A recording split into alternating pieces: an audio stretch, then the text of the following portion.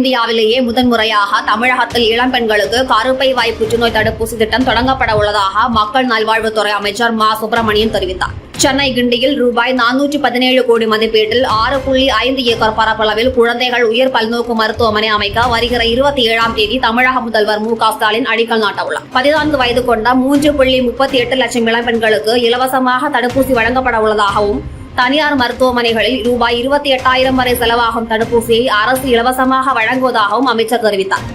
மேலும் திமுக அரசு பொறுப்பேற்ற பின்னர் டெங்கு, மலேரியா போன்ற நோய்கள் பெருமளவில் கட்டுப்படுத்தப்பட்டு தற்போது ஒற்றை இலக்கத்தில் பதிவாகி வருவதாகவும் அவர் கூறினார். உலகளாவிய பன்முக நம்பிக்கைகளிடமும் தொடர்ந்து ஏற்படுத்தி வருகிறார்கள். அந்த வகையில் ஏற்கனவே இதே வளாகத்தில் கலைஞர் நூற்றாண்டு உயர் சிறப்பு மருத்துவமனை மிகப்பெரிய அளவில் கட்டப்பட்டு பிரம்மாண்டமாக கட்டப்பட்டு மிகப்பெரிய அளவில் பயன்பாட்டில் இருந்து வருகிறது. இந்தியாவில் வேறு எந்த மாநில அரசு மருத்துவமனையிலும் இல்லாத அளவுக்கான அதிநவீன மருத்துவ உபகரணங்களோடு மிக சிறந்த வகையில் பயன்பாட்டில் இருந்து வருகிறது.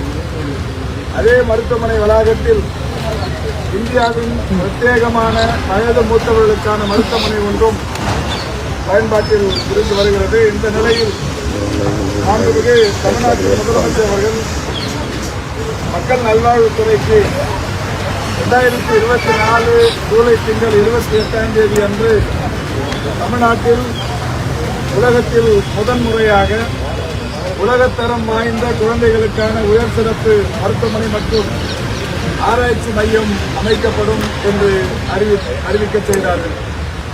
அந்த வகையில் மாண்புமிகு முதல்வர் அவருடைய வழிகாட்டுதலோடு உலகிலேயே முதன்முறையாக உலகத்தரம் வாய்ந்த குழந்தைகளுக்கான உயர் சிறப்பு மருத்துவமனை மற்றும் ஆராய்ச்சி நிலையம் 17 கோடியே 7 லட்சம் மதிப்பீட்டில் அமையப்பெறவிருக்கிறது.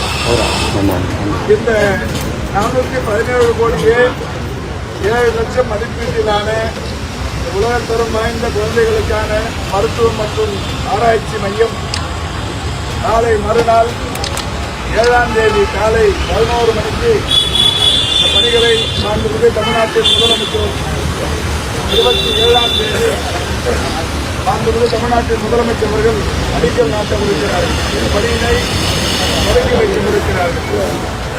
மருத்துவமனையை பொறுத்தவரை 6 தளங்களுடன் கூடிய மருத்துவமனை கட்டிடம் 3,37,990 சதுரடி பரப்பிலும், தரைத்தளம் மற்றும் 5 தளங்களுடன் கூடிய முதுகலை பட்டதாரிகள் மற்றும் செவிலியர் குடியிருப்புகளுக்கான கட்டிடம் 78,720 சதுரடி பரப்பளவிலும், தரைத்தளம் மற்றும் 5 தளங்களுடன் கூடிய பேராசிரியர்களுக்கான குடியிருப்புகள் கட்டிடம் 17,010 சதுரடி பரப்பளவிலும், தரைத்தளம் மற்றும் ஒரு தரைத்தளம்